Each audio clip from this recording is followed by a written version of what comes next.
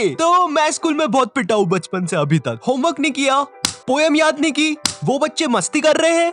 Twinkle twinkle twinkle. हाँ, 3 बार twinkle कैसे बोला तू? Twinkle little star. एक टाइम तक तो स्कूल जाने का मेरा मकसद ही यही था। आज मुझे फिर से स्कूल में मार खानी है। शाबाश। मम्मी। ओ शिट, भागो यहाँ से। अब मेरे लिए मार खाना पढ़ाई से ज्यादा इंपॉर्टेंट हो गया था। हाँ, मार मुझे और मार, इतना ही दम है तुझमें। दर्द हो रहा है, अब मत मारे। तो ये बात 11th क्लास की है और मुझे पता नहीं जब तुम 11th क्लास में आते हो तुम पता नहीं खुद को बहुत ज्यादा बड़ा समझने लग जाते हो। ये स्कूल है मैरी, आऊं मैं साइकिल पर, टिफिन खा लूं मैं तो लंच से पहले। आई नो, मुझे पता है, मैं भी ऐसे ही था 11th क्लास में। ये स्कूल मेरी गुलाम, मैं हूँ डिवाइन के साथ, कर दी हमने स्कूल की नाकाबंदी लगा के अलार्म। बंटा है असली है क्या? हाँ डिवाइन, माँ कसम असली है, अभी लिखा मैंने। सर ये लोग ने यहाँ पे रास्ता रोक लिया क्लास की बेंच से। कौन है रे? लग रही है। बंटा ये तो नंगी पीठ पे चट मार रहा है। टीनेज में अक्सर अजीब चीजें होती है, राइट? कभी तुम्हारा मन किसी भी चीज में नहीं लगता है, तुम चाहते हो कि बस जैसे तैसे ये दिन निकल जाए। और कभी कभी ऐसा होता है कि तुम्हें दुनिया भर की सारी चीजें करनी है। तुम्हें छत से कूदना है, सर के बल घूमना है, अपने छत पर बैठे हुए बंदर को छेड़ना है। साला मोटा बंदर बैठ के केला खा रहा था, उधर भगा दिया साले को, अब नहीं आए।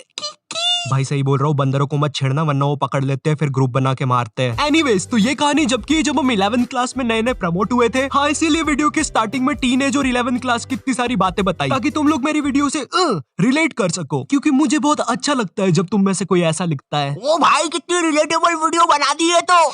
यस, इसीलिए तो मैं जीता हूँ। खैर, तो तुम लोग को पता होगा 11th क्लास में हमको एक सब्जेक्ट चूज करना पड़ता है और यही चीज की वजह से तुम्हारे 10th के सो कॉल्ड फ्रेंड्स तुमसे अलग हो जाते हैं। हाँ, यही चीज मेरे साथ हुई थी। मेरे कुछ दोस्तों ने कॉमर्स ले लिया था और कुछ ने मैथ्स। हालांकि वो लोग अब मेरे दोस्त नहीं है, मगर जब भी मैं उनके बारे में सोचता हूँ नैनी, क्या तुम मुझे तुम्हारा खरगोश दे सकती हो सिर्फ 2 मिनट के लिए? अरे अच्छा ठीक है। Thank you. ये लो नानी। Okay bye. अरे मगर इसमें से धुआं क्यों निकल रहा है?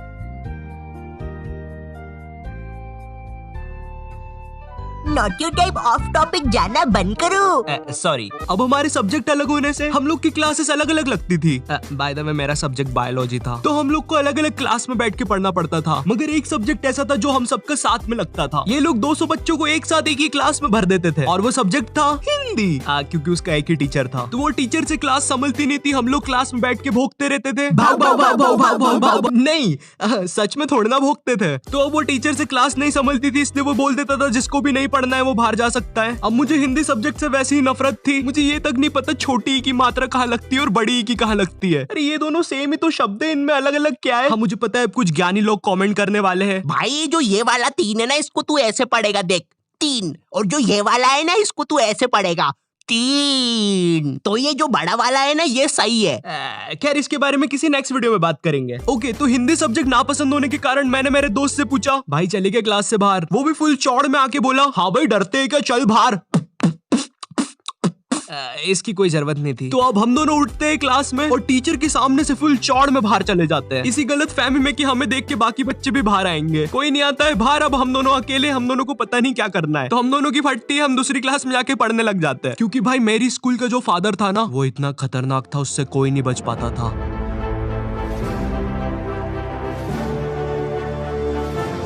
चल चल वहाँ चल, वहाँ चल। हाँ हाँ, मुझसे बच के कोई नहीं जा सकता। हाँ, अब बच के कहाँ जाओगे?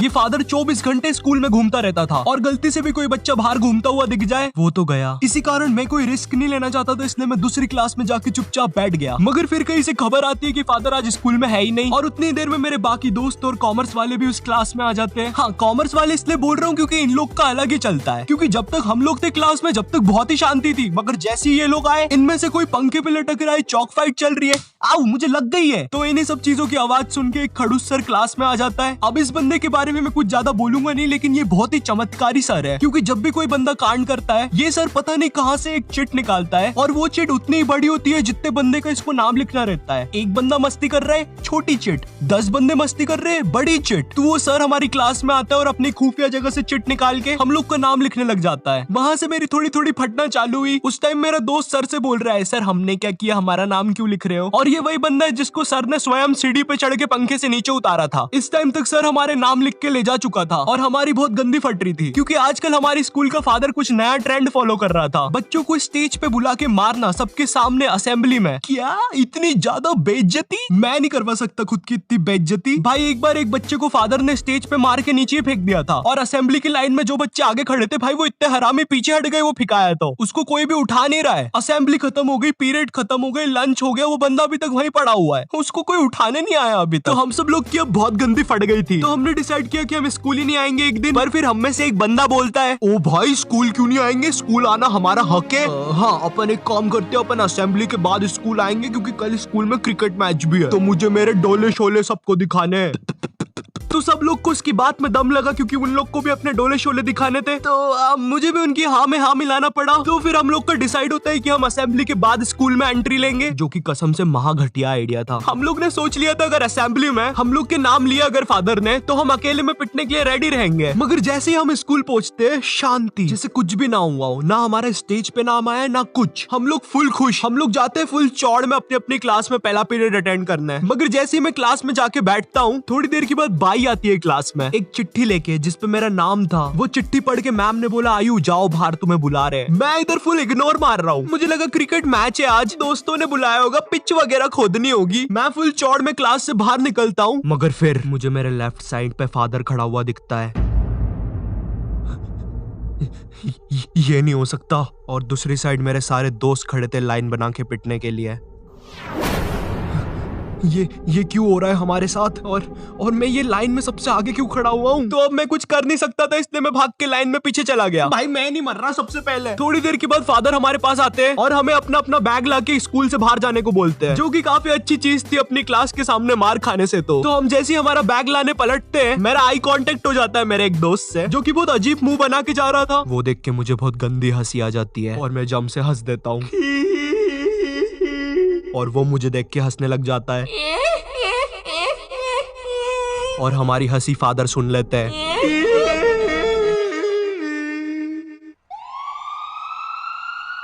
हमें इनकी जान बचानी होगी। हेलो सिविल हॉस्पिटल, डॉक्टर इन बच्चों की कंडीशन बहुत ज्यादा खराब है, लगता है किसी ने बहुत गंदा मारा है। बच्चे क्या तुम हमें बता सकते हो तुम्हारे साथ क्या हुआ था? वो हमें मारने की कोशिश कर रहा था। मेरा कलेजा। आज डेट क्या है? 7 सितंबर। क्या मैं 10 दिन से हॉस्पिटल में हूँ। मेरे मुंह से खून आ रहा है। आप जाइए यहाँ से, हमारा पेशेंट सीरियस है। अरे कोई नर्स को भेजो।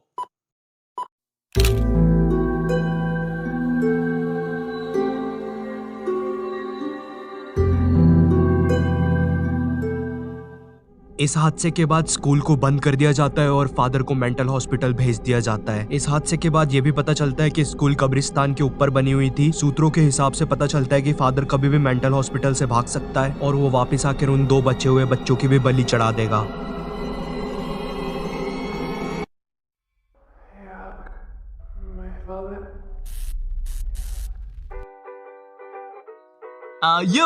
मुझे पता है वीडियो की एंडिंग थोड़ी ज्यादा क्रीपी हो गई है, बट कम ऑन यार, अगर मैं ऐसा बोलता कि फादर ने हमें सबके सामने मारा और घर भेज दिया तो तुम लोग को मजा नहीं आता ना। बट काश सच में मेरी स्कूल कब्रिस्तान के ऊपर बनी होती, मजा आ जाता। बट खैर, अगर तुम्हें ये वीडियो पसंद आई हो, तुम इससे कुछ रिलेट कर पाए हो, तो लाइक मारो। लाइक करना बहुत ज्यादा जरूरी है, ठीक है? एंड अगर चैनल पे नए हो तो सब्सक्राइब मारो। इस वीडियो का एक स्क्रीनशॉट लो, उसको अपने इंस्टाग्राम स्टोरीज में डालो, मुझे टैग करो और मौका पाओ मेरी अगली वीडियो में एक प्यारा सा शाउट आउट पाने का। And in this video shout out to Amitosh 28 and मैं मिलता हूं तुमसे नेक्स्ट वीडियो में। तब तक के लिए बाय।